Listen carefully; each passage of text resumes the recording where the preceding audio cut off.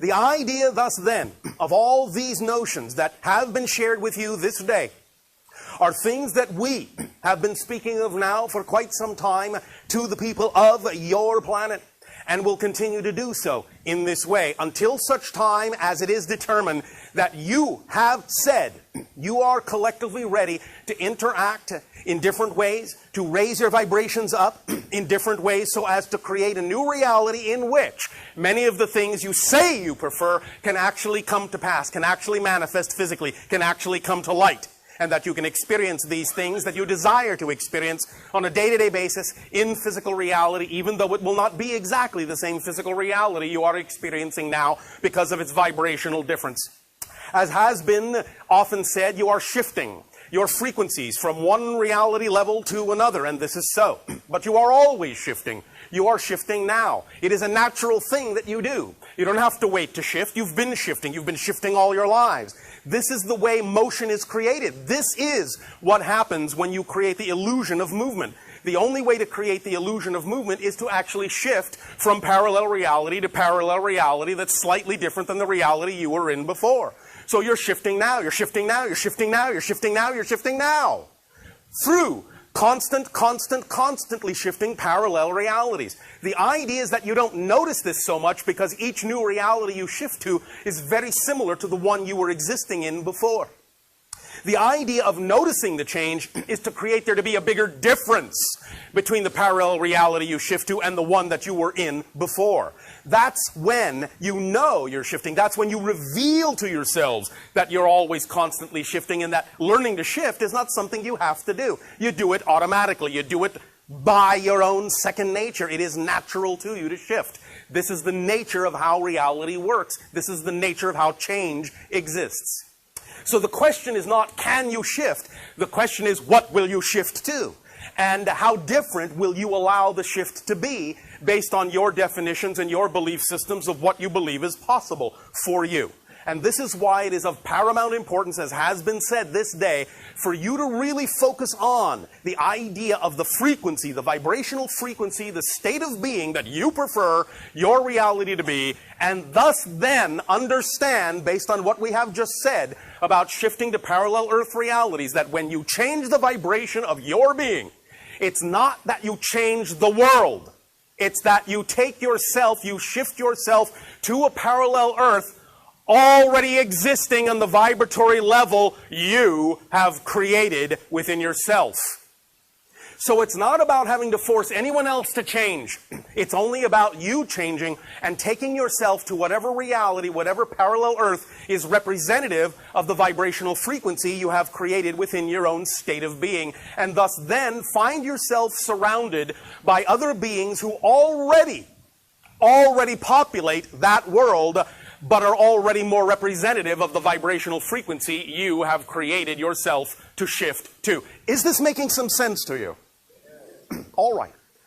The idea here, again, is that this is simple physics. As many of your scientists are beginning to realize, everything exists all at once, all now, in a sense, all here. But you create the illusion of separation by creating differences in vibrational frequency.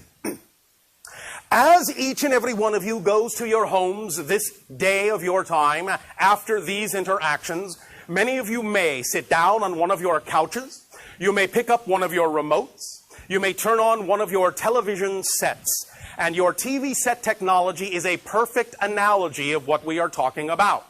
The idea is that you know that at any given moment, there are any number of dozens of television programs that are available to you at that moment that all coexist simultaneously. But you will only get the program that you tune your channel to. This is exactly how physical reality is holographically structured.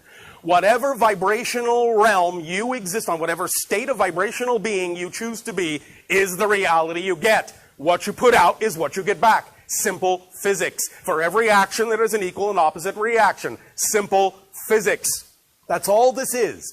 It's about creating the appropriate state that you prefer in your own being and allowing reality, in a sense, to reflect back to you the shift you have made in yourself.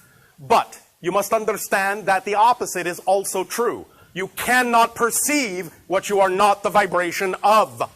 If you tune your television set, to use this analogy further, to what you call your channel 2, you will not receive the program on channel 4. You have to tune your set to channel 4 to get that program. Likewise, based on the reality you say you prefer, if you do not allow yourself in your definitions, in your emotions, in your thoughts and actions and behaviors in life to exemplify the vibratory reality that you say you prefer to live in, then you will not be actually capable of perceiving any opportunities that could actually allow you to synchronistically get yourself, shift yourself to that reality. Remember, what you are not the vibration of remains invisible to you. Many times individuals wonder, why can't I do this? Why can't I get there? Why doesn't this happen? It may simply be an issue of that they are on a frequency, operating in a frequency domain that creates certain opportunities to remain invisible to them, unknowable to them, unimaginable to them. They will never even conceive of those ideas, nor recognize them even if they were right in front of their face, because they're not operating on that level. You have to be in the state to see the opportunities and the doorways that actually lead to that reality. This is, again, simple physics. It is a very, very, very simple concept, a very fundamental concept, but we understand that many people on your planet seem to have a lot of difficulty in relating to this idea and creating the kind of changes within themselves that they say they want to make. This all simply comes down to the notion of definitions, how you define your reality, belief systems, basically is what we are talking about. Because you cannot have an actual experiential reality except as is based upon the strongest thing you believe it can be. The strongest way you define your relationship to it and to yourself. All experiences in life are based upon, in your physical reality, in your physical dimension, all experiences are based upon the strongest definition you have bought into about that reality. There have been many, many discussions about the different kinds of realities that your probable futures may hold. And I say this, as has been said, they are simply probable futures. Nothing is set in stone, nothing is chiseled in steel. You have the wherewithal to understand that these are simply a function of the probabilities. That there is no the future. There are many, many, many possible futures. The idea, as we have just explained it, is whatever vibratory realm you exist in, whatever state of being you decide is true for you, will be, generally speaking, the future, so to speak, you will experience. And even if there are other people who think completely oppositely, who believe completely opposite of you, they will have their reality experience as well. The idea, again, is that you don't have to change your world. You simply need to shift to a world that's already representative of the change you wish to experience, and allow those that wish to remain in the vibrational world that they have been in to remain there, because that earth will exist as well, and does exist right now. All these parallel realities exist right now, at the same time, just like the television programs. So, to further stretch the analogy, what this all comes down to, by using the analogy of your TV program, is to understand it all comes down to transformational vibration, TV. All right? That's what you're dealing with. Transformational vibrations. TV. You decide what TV show you're going to experience. But you have to tune to that channel, or you will not be capable of seeing that particular TV show you say you desire to see. Does this make sense? All right. Simple physics. That's all this is. Nothing has to be complicated about this, unless, of course, you prefer it to be difficult and complicated, because I will never take that away from you if that's what you want to do. It is up to you to experience the idea of difficulty if you wish to, because that's a valid choice within creation.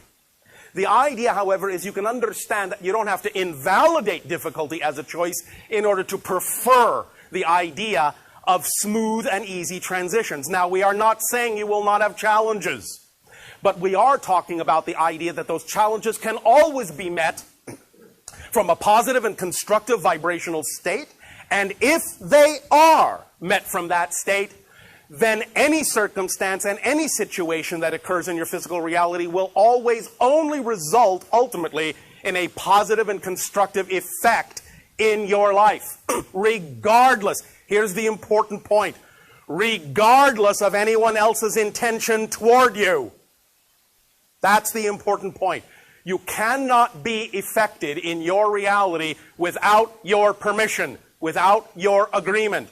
So the idea is to get in touch with what you believe is true, what you define as possible, so that you will understand what it is you can and thus don't have to agree to experience in your chosen reality, because it's all by agreement. It's all by permission.